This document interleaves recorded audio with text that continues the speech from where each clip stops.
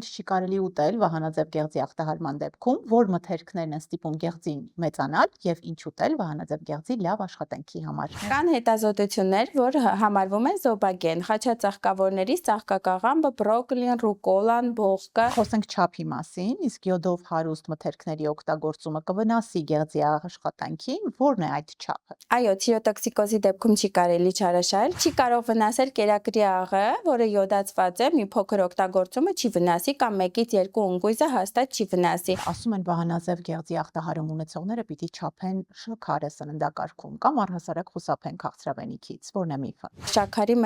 մեծ քանակով օգտագործումը կարող է ինսուլինարեզիստենտության պատճառ լինել, որը նաև վահանաձև գեղձի հիվանդները ունեն ինսուլինարեզիստենտություն։ Մի կեր այս մթերքները, որ վահանաձև գեղձում հանգույցներ չառաջանան,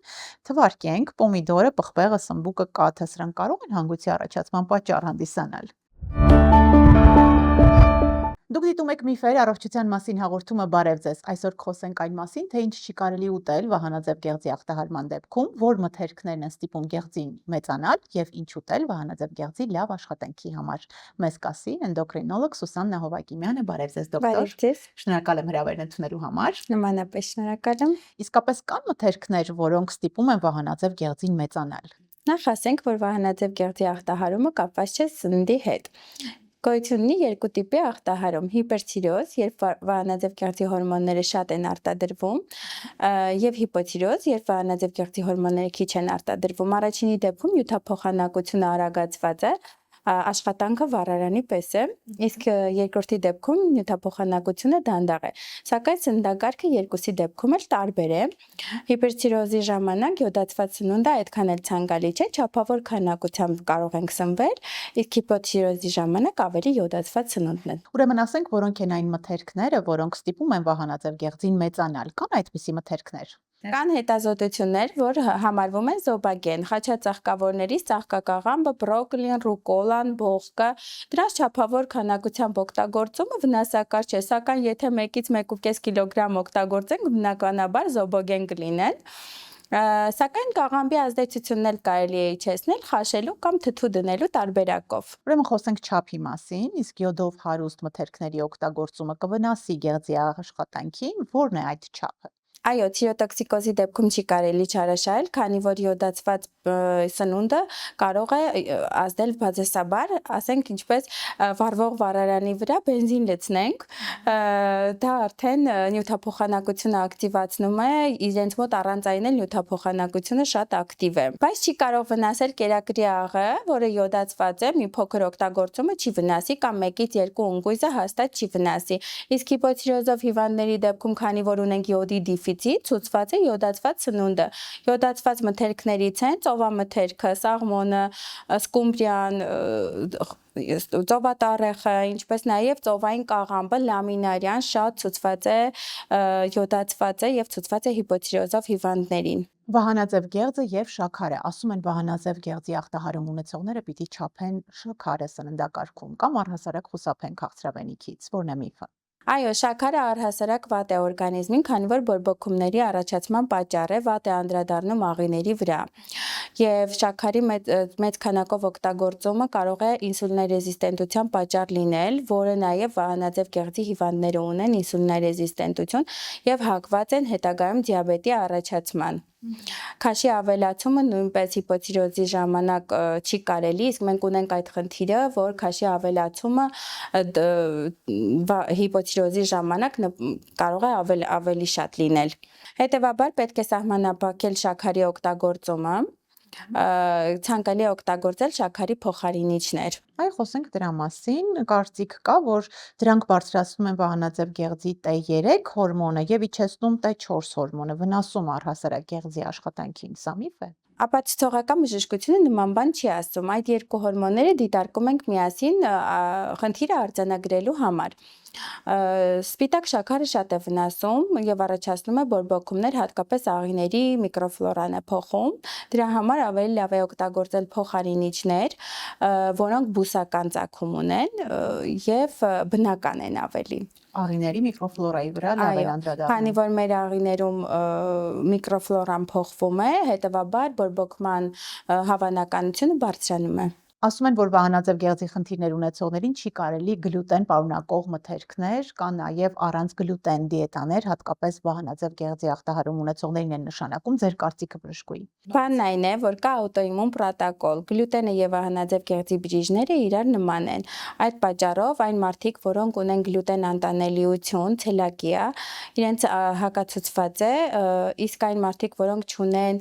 լակտոզ անբավարարություն եւ գլուտենային անտանելիություն, իրենք կարող են հանգիստ օգտագործել չափավոր քանակով։ Կան առանց գլուտենի դիետաներ վահանաձև գեղձի համար, սակայն սա պարզ մարքեթինգ է, քանի որ գլուտենով հագեցած սննդամթերքը չի կարող ախտահարել վահանաձև գեղձը եւ գլուտեն չպարունակող մթերքը չի կարող բուժել Վահանաձև գեղձը, այո։ Այստեղ պիտի հիշենք նաև, եթե խոսում են գլուտենի մասին, որ ցանկալի են բարդ ածխաջրերով հարուստ։ Այո, ցանկալի է բարդ ածխաջրերով հարուստ սնունդ օգտագործել, հացահատիկները, ինչպես նաև հաճարը։ Համացանցում շատ են միֆերը, պարզենք իրականությունը, մի կեր այս մթերքները, որ վահանաձև գեղձում հանգույցներ չառաջանան, թվարկենք պոմիդորը, պղպեղը, սմբուկը, կաթը, սրանք կարող են հանգույցի առաջացման պատճառ հանդիսանալ։ Ես չունեմ նման ինֆորմացիա, որը ունի ապացուցողական հենք, որ կարող են այդ մթերքները առաջացնել վահանաձև գեղձի հանգույց կամ ախտահարում, սակայն կան այնպիսի մթերքներ, որոնք դրական են ազդում, օրինակ հիպոթիրոզի ժամանակ յոդացված սնունդը, ծովամթերքը, ծովատառեխը, ծովային կաղամբը, լամինարյան շատ հագեցված է յոդով, որը կարելի է հիպոթիրոզի ժամանակ, իսկ արդեն հիպերթիրոզի ժամանակ ավելի քիչ պարունակող յոդացված սնունդ կարելի է օգտագործել չափավոր քանակությամբ։ Դուք նշեցիք ծովամթերքներ, մենք ծով չունենք, հայկական մթերքներ նշենք յոդով հարուստ։ Սմբուկը, կաղամբը, բողկը, բրոկոլին, հարուստ են յոդով, ինչպես նաև հայկական ընկույզը։ Այսպիսով գալիս ենք եզրահանգման, որ հատուկ մթերքներ չկան, որոնք կարող են վնասել վահանաձև գեղձի աշխատանքին կամ ստիպել գեղձին մեծանալ։ Հատուկ մթերքներ չկան, որոնք կարող են վնասել վահանաձև գեղձը կամ բարելավել նրա աշխատանքը, պարզապես պետք է հիշենք, որ խաչածաղկավորներից ծաղկակաղամբը, բրոկոլին, ռուկոլան, բողկը, կաղամբը, դրանք ավելի օգտակար են հիպոթիրոզի յոդ դեֆիցիտների ժամանակ, իսկ արդեն վնասակար սնունդից ֆաստ ֆուդը, որոնք պարունակում են տրանսճարպեր, գազավորված ըմպելիքները հակացուցված են, քաղցրը նաև հակացուցված են, որոնք ավելի նյութափոխանակությունը դանդաղեցնելու հատկություն ունեն։ Եվ պետք է հետևել առողջ ափսեին, որը հարուստ է բջջանյութով, առողջ ճարպերով եւ սպիտակուցներով։ Շատ լավ։ Հաճախակի հանդիպող սխալներ, որ անում են վահանաձև գեղձի խնդիր ունեցողները, նշենք մի քանիսը ավելի հաճախ հանդիպող։ Մի փնտրեք հատուկ դիետաներ կամ հույս կապեք սննդի հետ։ Եթե հիպոթիրոզով հիվանդ եք, ապա դիմեք ձեր բժշկին, որը կնշանակի հատուկ դոզաչափով էուտիրոքսին, որը պետք է միայն բժշկի ցուցումով եւ ճիշտ դոզաչափով։ Եվ վերջում փորձենք ամփոփել բժշկուհի ինչպես կանխարգելել, ինչ ուտել վահանաձև գեղձի լավ աշխատանքի համար, որպեսզի խուսափենք հետագայում խնդիրներից։ Հիմնականում միկրոէլեմենտներից յոդը, սելենը, ցինկը եւ մթերքներից, որոնք հարուստ են յոդով, սելենով, ցինկով, օրինակ կարմիր ոսպը, ոսպազգիներից, լոբազգիներից շատ հարուստ են։ Ընդեղենը շատ լավ է, սակայն չափի մեջ պետք է օգտագործել, օրինակ օրական 1 բուռը լավ է, որովհետեւ կարող է առաջացնել քաշի ավելցուկ, որը մեզ ասպարագայում պետք չէ։ Բայց հարուստ է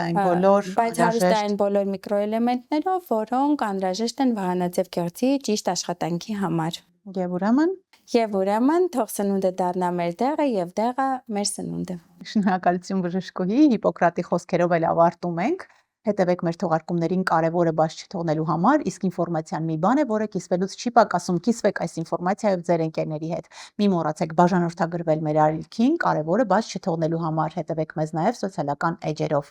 Շնորհակալություն Յասաման ռեստորանին հյուրընկալության համար, ինչպես նաև Հովակիմյան էսթետիկ կենտրոնին համագործակցության համար, իմ գեղեցկության հասցեն։ Մինչ հանդիպում։